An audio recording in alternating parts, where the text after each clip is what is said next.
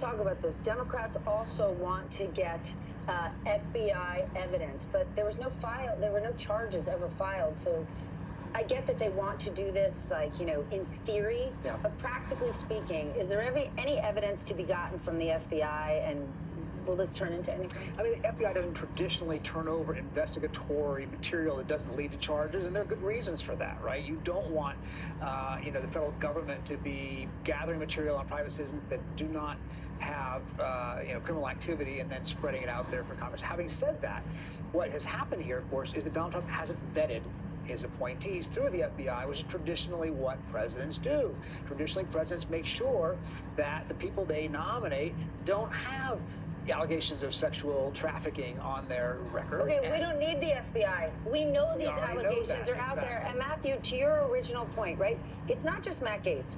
3 of Trump's selections have allegations of sexual misconduct. You brought it up before. Past cabinet nominations, okay, were wiped out because people weren't paying their nanny proper taxes.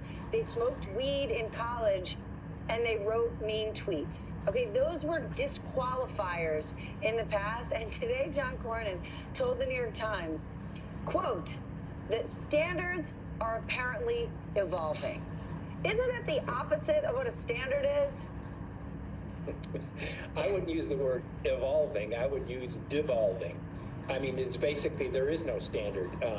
And I think I go back to what I said is I don't think sexual abuse, sexual assault is a disqualifier in this, because we have a president who has been convicted of sexual assault and lying about the woman who did it. And so and he's got a number of other convictions that we don't know where they are pending now that he's president-elect in the course of this.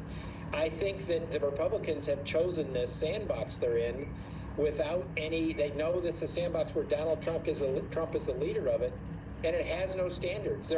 When you have a president with Donald Trump's background, I don't see how you can demand standards of his cabinet.